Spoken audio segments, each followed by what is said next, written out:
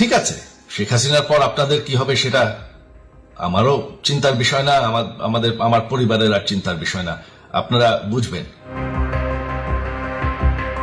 নিজেকে রক্ষা করতে প্রস্তুত পলাতক সাবেক প্রধানমন্ত্রী শেখ হাসিনার ছেলে সজীব ওয়াজেদ জয়। অন্তর্বর্তী সরকার তার কিছুই করতে পারবে না বলে সাফ জানিয়ে দিলেন তিনি।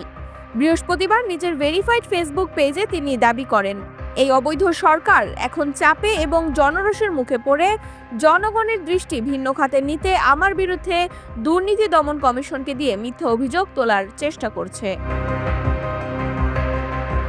তার দাবি, আমি ভার্জিনিয়ায় 2টি বাড়ির মালিক নই, একটি আমার, এবং সেটা আমি 2018 সালে কিনেছি, গত বছর নয়। গত বছর আমার ডিভোর্স চূড়ান্ত হওয়ার পর মালিকানা শুধু আমার নামে করা হয়েছে। অন্য যে বাড়ির কথা বলা হচ্ছে সেটি ছিল আমার আগের বাড়ি, যেটা আমি বিক্রি করে এই বাড়িটি কিনেছি। তিনি আরও বলেন, আমার বাড়িটির মূল্য কেনার পর থেকে প্রায় $15 লাখ বা 18 কোটি টাকা বেড়েছে। আমি বর্তমান দামে এটি কিনিনি, অনেক কম দামে কিনেছিলাম।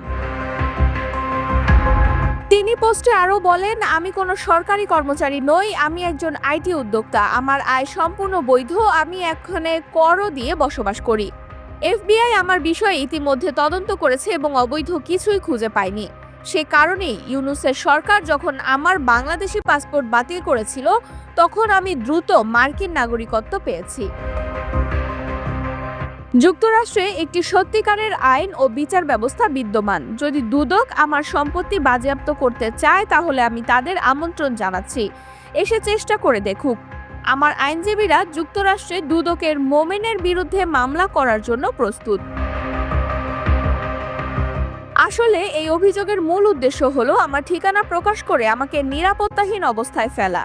কিন্তু আমেরিকার বাস্তবতা হলো, এখানে ব্যক্তিগতভাবে অস্ত্র রাখা বৈধ এবং এর গুলিরও কোনো সীমাবদ্ধতা নেই। তাই এসব হুমকিতে আমি ভীত নই। আমি নিজেকে রক্ষা করতে সম্পূর্ণ প্রস্তুত ও সক্ষম। আরেকটা কথা, আমার বাড়ি নাম্বার কিন্তু 32 নয়।